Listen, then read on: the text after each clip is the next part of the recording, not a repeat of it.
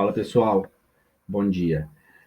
Conforme alguns alunos me procuraram por conta dessa transição da pandemia, que as aulas da faculdade foram para o modelo online, questionando, né, a questão da forma que estavam sendo disponibilizadas as aulas, para melhor atender aos alunos e a aprendizagem de vocês, nesse segundo bimestre todas as nossas aulas serão transmitidas e lançadas aqui neste canal que eu criei no YouTube.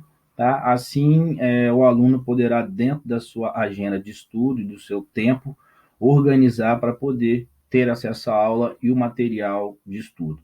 Perfeito? As demais regras seguem normalmente, quer seja a inserção das informações e dos dados da aula, como a agenda da aula, o material de leitura e a doutrina, estão postadas no sistema AVO da Faculdade Multivix. Perfeito? Então vamos utilizar essa ferramenta aqui, primeira vez, mas que eu acredito que vai dar certo com a nossa parceria. Justo? Pessoal, neste segundo bimestre, na aula passada, que teve até um problema com a internet, né, no dia 29 agora de abril, nós iniciamos o tema pessoa física das pessoas, na verdade, do direito civil, né, que já inicia no artigo inaugural do artigo 1º do Código Civil, que toda pessoa é capaz de direitos e deveres na ordem civil. E eu já apresentei para vocês que, quando falamos em pessoas do direito civil, nós estamos falando das pessoas físicas, ou chamadas pessoas naturais, e das pessoas jurídicas, também chamadas aí de pessoas fictícias por parte da doutrina, né? E quando eu falo em pessoa jurídica, eu estou falando de direito público, externo e interno, e de direito privado. Mas neste momento, nós vamos trabalhar os conceitos de pessoa natural. Então, a pessoa natural que está prevista, né, inicia no artigo 1º do Código Civil, e do artigo 1º ao 78 do Código Civil, nós teremos todas as informações que o legislador estabeleceu para o critério de início da personalidade da pessoa física, os direitos que se iniciam com essa personalidade, trata da capacidade da pessoa física, e nós vamos trabalhar também, que é muito importante diferenciá-las, até porque houve uma mudança recente com relação aos incapazes no direito brasileiro, e também trata do fim da personalidade, ou seja, da morte, né, dessa pessoa física e quais os efeitos que isso vai ter para o mundo jurídico. Ok? Eu estou falando aqui pessoa física, para ficar mais fácil a assimilação da turma, mas na doutrina e no Código Civil, a nomenclatura utilizada e correta é pessoa natural. Justo? Então, essa pessoa natural, a pessoa física, ela terá dois requisitos na forma do direito, quer seja a personalidade e a capacidade. Então, já no artigo 2º do Código Civil, o legislador trata aqui a pessoa civil, a personalidade civil da pessoa começa do nascimento com vida. Então, pelo critério do direito civil brasileiro, o início da personalidade se inicia com o nascimento com vida. Isso aí é a teoria natalista prevista no direito brasileiro. Mas a lei põe a salvo, desde a concepção, os direitos do nascituro. Então, a segunda parte do artigo 2º trata dos direitos daqueles que têm expectativa de vida, aqueles que podem vir a nascer com vida. E nascendo com vida, terão personalidade civil, ok? Capazes de direitos e de deveres. Então, quando a gente fala de personalidade, é a condição que essa pessoa natural terá para ser suscetível, ou seja, para ter a possibilidade de adquirir direitos e contrair obrigações. Ok? Então, a personalidade da pessoa física, ela passa a ter existência no mundo jurídico, nascendo com vida.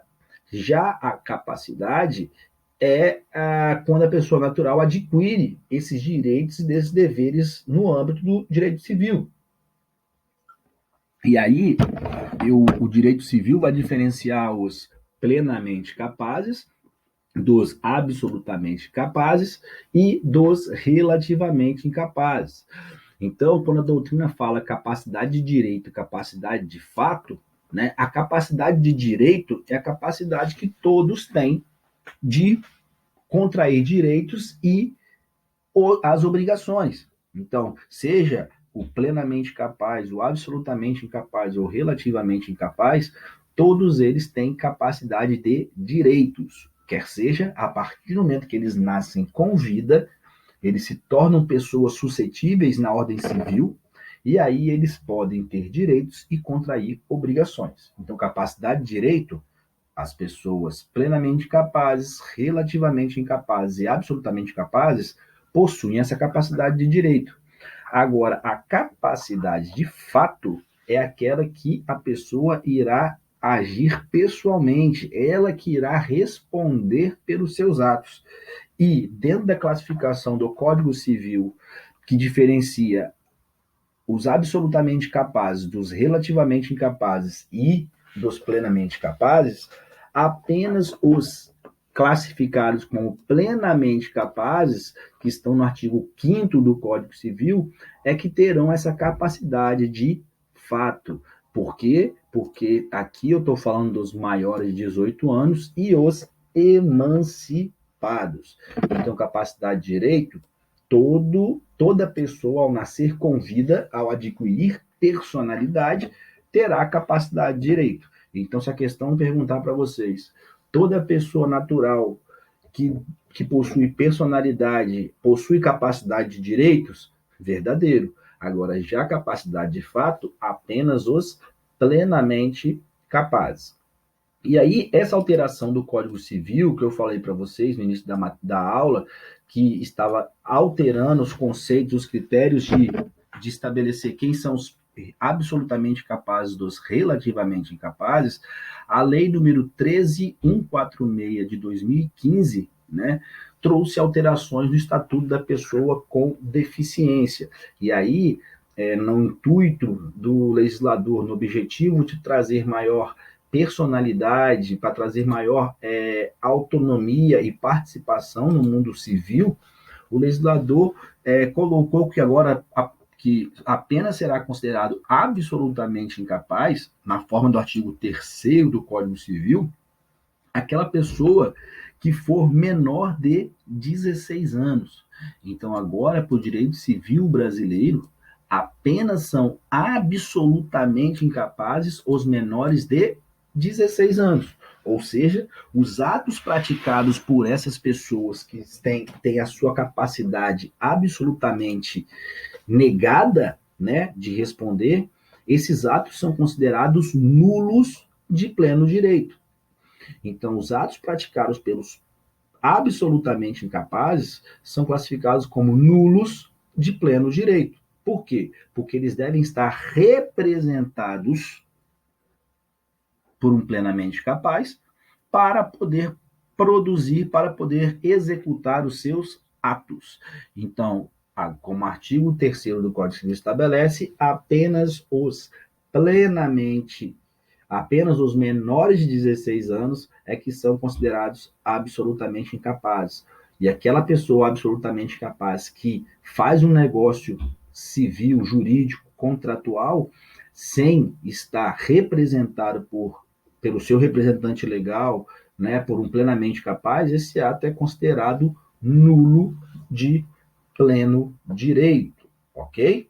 Então, essas pessoas, elas estão impossibilidades de contrair um contrato, responder por um contrato de compra e venda, por responder no processo de herança, de transações financeiras, responder no processo de pensão alimentícia, casar. Por quê? Porque eles são considerados absolutamente incapazes. Ah, pai, já, então eles não têm direito? Não, eles têm direito sim. Volta lá na diferenciação de capacidade de direito para capacidade de fato.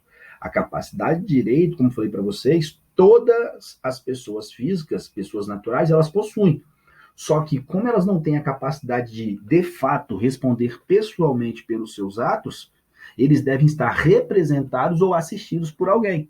Então, quando o artigo 2º fala que a lei põe a salvo desde os direitos daquele que tem expectativa de vida, desde a sua concepção desse nascituro, ela está falando exatamente de quê? Dessa situação dos relativamente incapazes e dos absolutamente incapazes. Por quê? Porque mesmo eles não podendo exercer pessoalmente os seus atos, eles já têm os seus direitos resguardados pelo Estado. Então, basta que eles estejam representados ou assistidos por alguém plenamente capaz para poder serem sujeitos de direitos. De direito. Perfeito? Ao seu passo, o artigo 4º do Código Civil estabelece quem são os relativamente incapazes, aqueles que a lei fala que alguns atos vão ser considerados nulos e outros atos que vão ser aceitos pelo direito. Então, para determinados atos, o legislador diz que essas pessoas não têm plena capacidade, mas para outros atos ele tem essa plena capacidade. E aí eu pergunto para vocês, quem é que vai decidir se a pessoa possui capacidade ou não? Quem vai decidir é o Poder Judiciário por meio de um processo de interdição. Então, quando aqueles interessados, né, ou os seus próprios colaterais, ou os seus ascendentes e descendentes entendem que, para fins de resguardo dos direitos e das obrigações desta pessoa, deste ente, é melhor que traga o judiciário restrições a alguns atos da sua vida civil, como um contrato de compra e venda, responder num processo, todas essas situações, esses exemplos, o Poder Judiciário, por meio de sendo provocado por um processo de interdição, ele analisará a situação da pessoa e determinará qual é o grau e para quais atos e como é a incapacidade dessa pessoa. Então, veja, o artigo 4º do Código Civil fala que são incapazes relativamente a certos atos ou a maneira de os exercer. Relativamente a certos atos, porque alguns atos vão ser aceitos, outros não. E a maneira de exercer, por quê? Porque assim como os absolutamente incapazes, para que os seus atos possam produzir efeitos no direito civil, eles devem estar, neste caso dos relativamente capazes, acompanhados, ou como a lei diz, assistidos por um plenamente capaz. Então, neste caso, a maneira de exercer poderá também trazer a pleno direito e a legalidade deste ato. Então, quem são os relativamente incapazes? Os maiores de 16 anos e os menores de 18 anos, ok? Então, eu tenho 17 anos incompletos. Inciso segundo, os ébrios e os viciados em tóxico. Ébrios são aquelas pessoas que bebem muito, e os viciados em tóxico, em drogas. Aqueles que, por causa transitória ou permanente, não puderem exprimir sua vontade. Aqui, o inciso terceiro, estou falando das pessoas que estão em coma. E vejam, antes da lei de 2015, a 13.14615, essas pessoas que estão no inciso terceiro, estado de coma, por causa transitória ou permanente, não puderem exprimir, manifestar sua vontade, eles estavam dentro do rol dos absolutamente incapazes. Então, por essa situação, o legislador trouxe para o inciso terceiro, e aí essa incapacidade transitória ou permanente vai ser auferida pelo Poder Judiciário, aferida pelo Poder Judiciário, que irá determinar qual que é essa incapacidade. E o inciso quarto são os pródigos, como a Bíblia diz, o filho pródigo, aquele que gasta em demasia.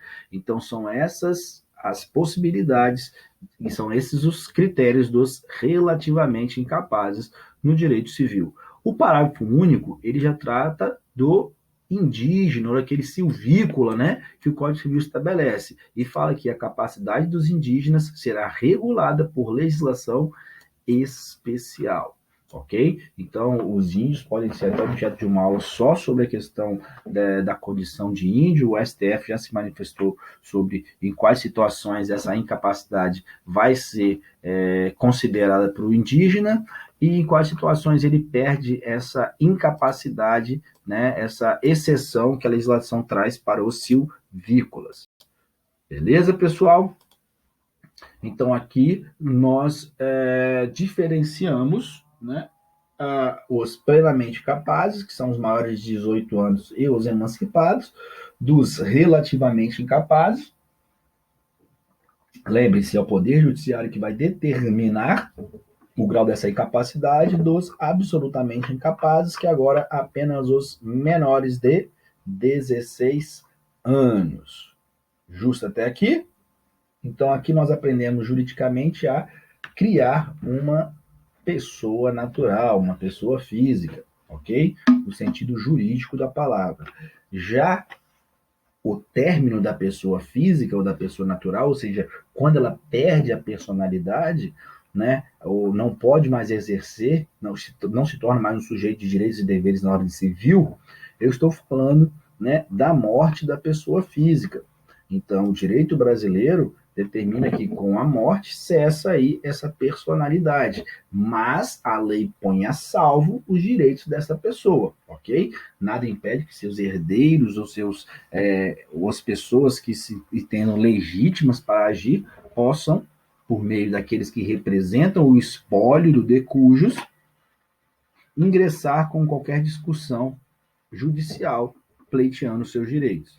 Mas a personalidade se encerra com a morte. E aí o artigo 6º do Código Civil diz que a existência da pessoa natural termina com a morte. Então, o artigo 6º, na primeira parte, trata da morte natural, aquela que é declarada por laudo médico, né, pelo atestado de óbito, aonde se declara, se manifesta, se prova, né, a perda da personalidade dessa pessoa.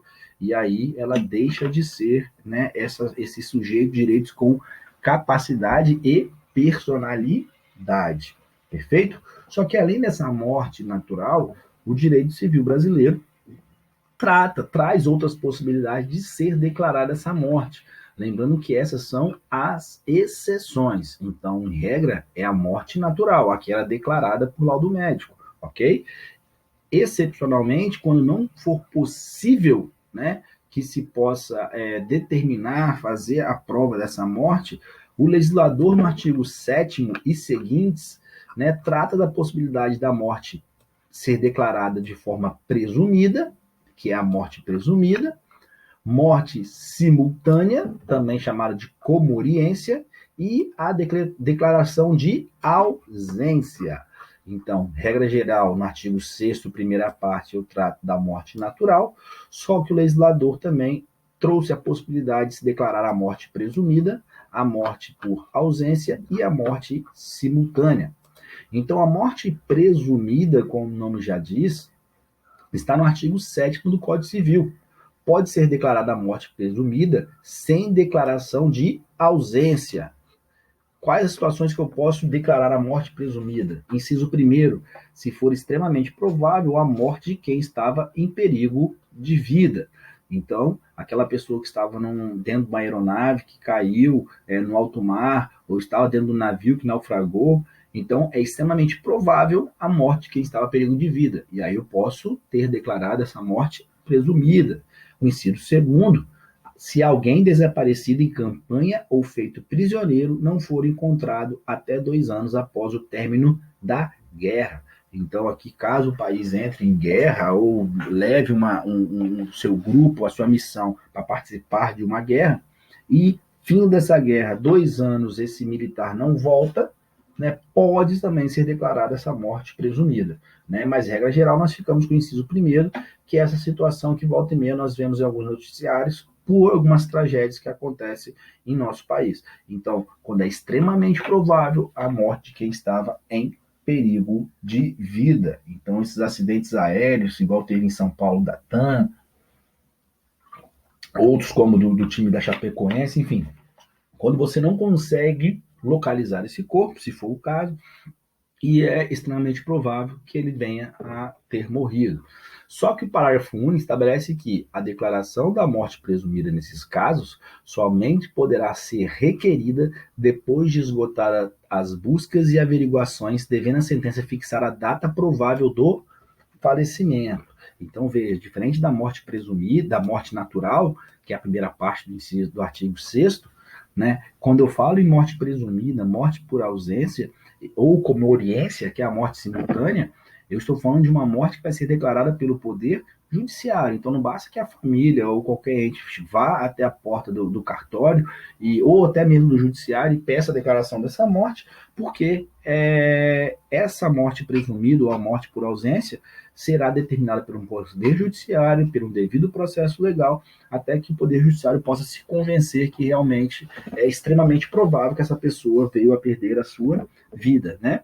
Então, parte do princípio da personalidade dessa pessoa, até porque estão diversos casos de fraude, né, e simulação para que tentar provar a vida, provar a morte de uma pessoa para fins de receber um auxílio, uma pensão, ou ficar isento de alguns financiamentos bancários e outras obrigações que essa pessoa tem, e por uma questão pessoal, por uma insolvência, enfim, por uma infelicidade, não está conseguindo honrar com os seus pagamentos. Então, o legislador ele fica muito em cima com relação à rigidez para que eu possa, os procedimentos para que eu possa declarar essa morte sem ser a morte natural, ok?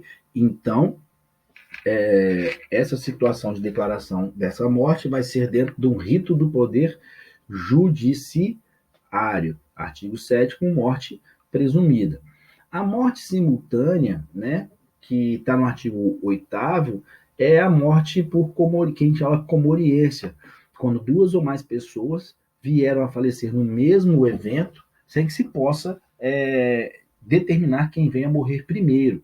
Então, se dois ou mais indivíduos falecerem na mesma ocasião, no mesmo acidente, não se podendo averiguar se algum dos comorientes procedeu ao outro, presume-se-á simultaneamente mortos. Então, esse aqui é o exemplo, né, trágico daquela Boate Kiss.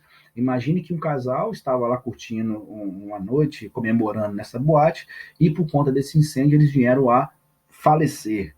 E, por meio de todos os laudos cadavéricos e atestados de óbito, não se consegue determinar quem veio a falecer primeiro. E aí, o Poder Judiciário poderá determinar a morte por comoriência. Tá, Pagel, qual o efeito disso para a ordem do direito civil?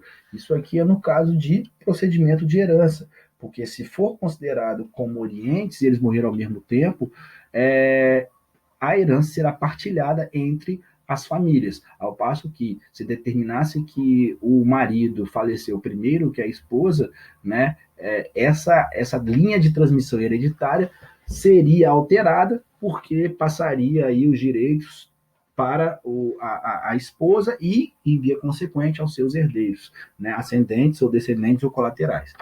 Perfeito? Então, o artigo 8º trata da comoriência.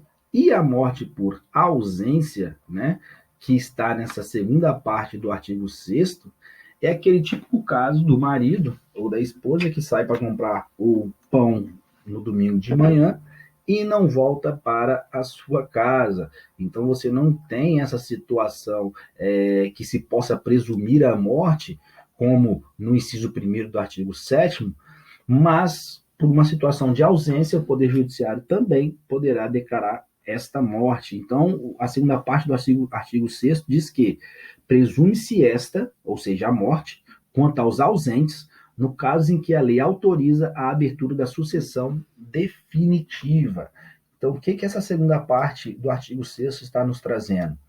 Que a morte poderá ser declarada uma morte presumida para aquela pessoa que está ausente, e quando o Poder Judiciário declarar essa ausência, os seus herdeiros poderão partilhar todos os bens, porque eu teria a sucessão definitiva.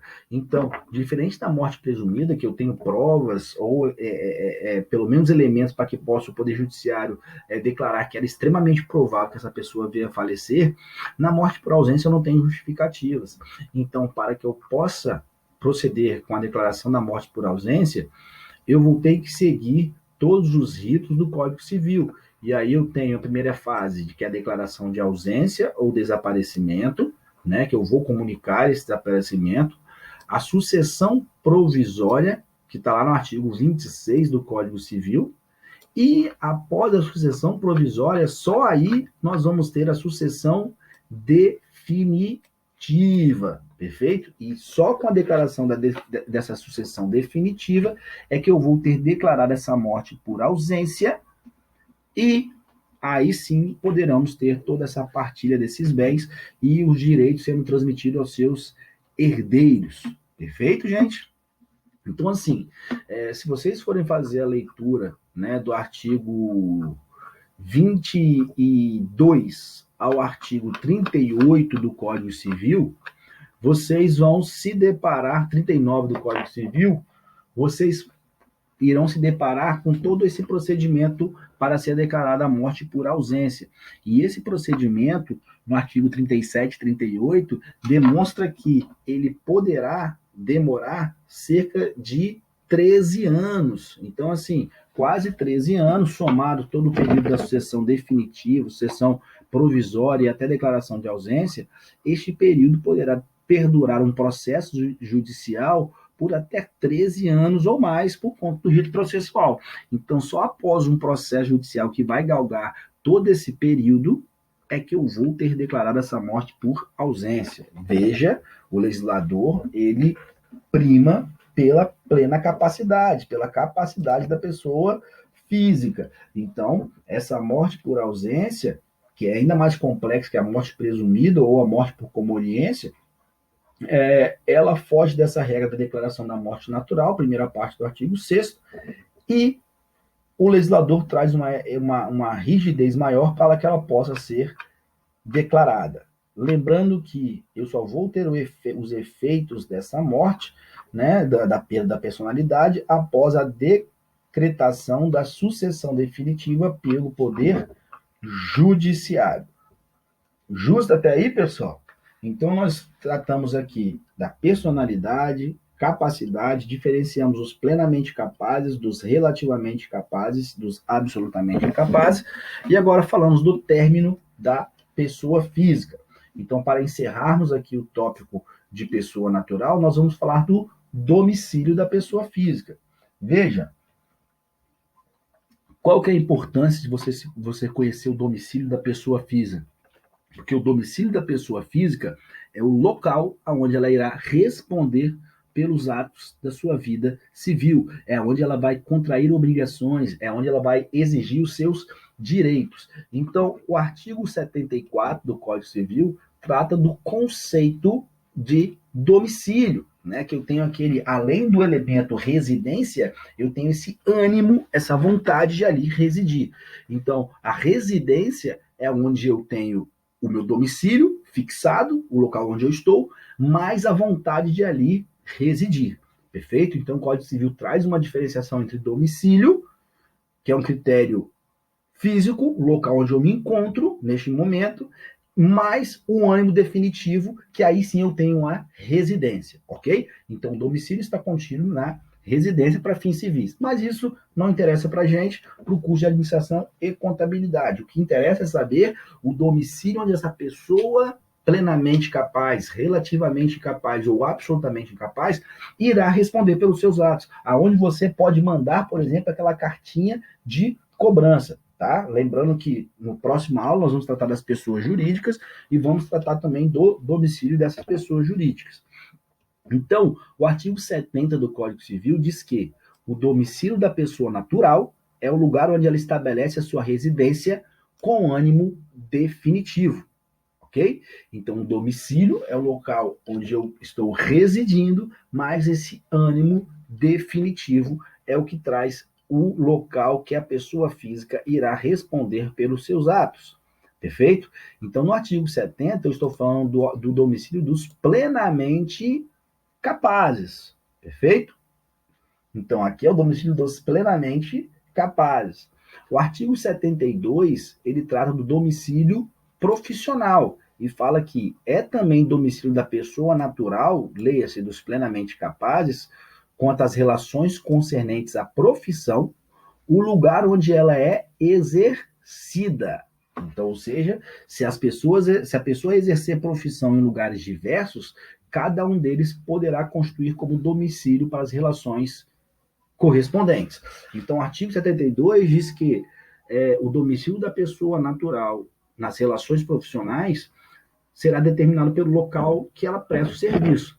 E veja, se nós formos fazer uma análise comparativa com a CLT ela também estabelece que o domicílio do empregado é onde ele presta o serviço, porque pelo princípio do indúbio para operário, da hipossuficiência, entende-se que o local onde ele presta o serviço é onde ele vai poder colher mais provas para demonstrar essa relação de emprego. Então, imagine que eu trabalho para uma grande indústria, que a sua sede é em São Paulo e eu trabalho aqui no Espírito Santo.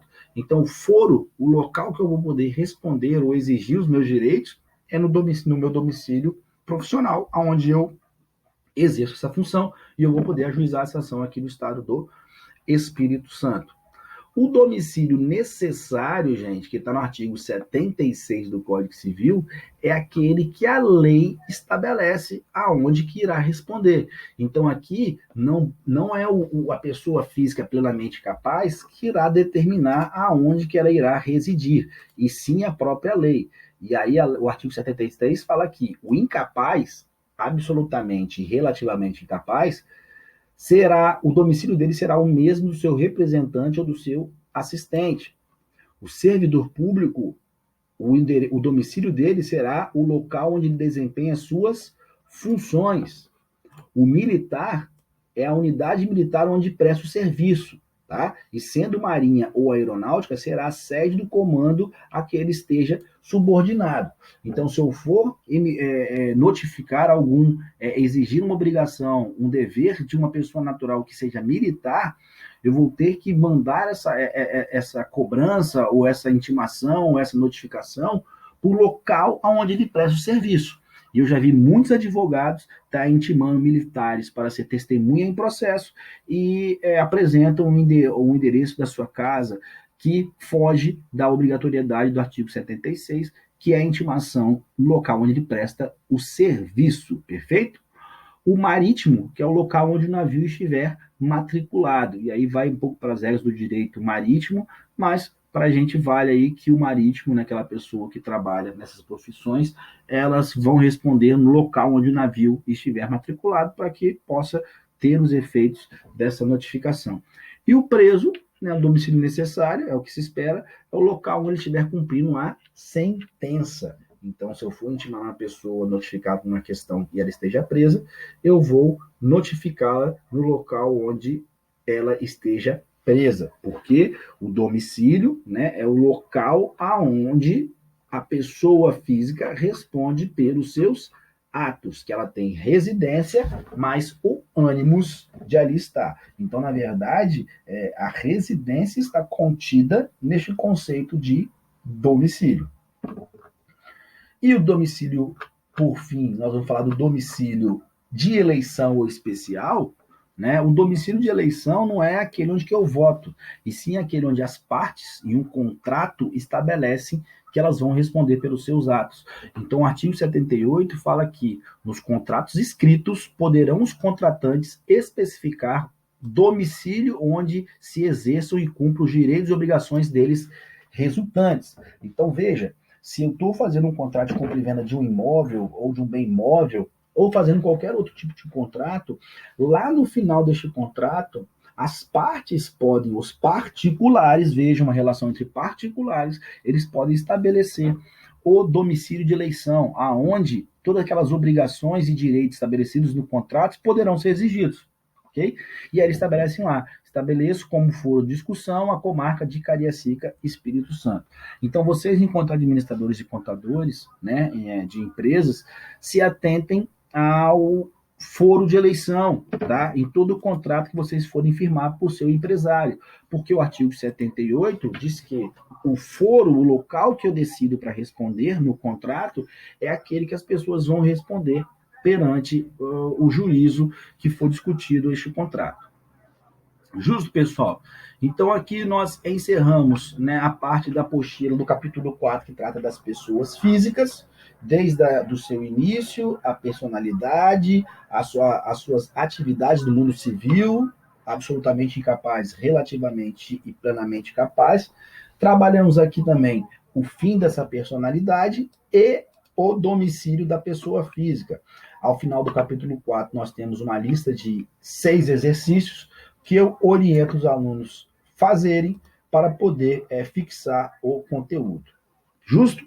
Então, esse aqui é o conteúdo da nossa aula que estará disponível para vocês hoje, no dia 6 de maio de 2020. E agora, nesse segundo trimestre, eu vou sempre utilizar as ferramentas do Instagram para já lançar as aulas e vocês terem esse acesso prévio ao conteúdo e que possam estudar dentro da sua dinâmica de aula. Justo? Então, nossa próxima aula, eu vou lançar, que seria o nosso encontro, será o nosso encontro do dia 13 de maio, eu vou lançar a videoaula sobre as pessoas jurídicas. Perfeito, pessoal? Esse aqui é o primeiro vídeo, né? Espero que a gente possa evoluir, né, na dinâmica da aula. Estou aberto a todo o feedback de vocês e para que a gente possa realmente atender as expectativas de estudo de vocês. Justo, pessoal? Então, um bom dia e estou à disposição.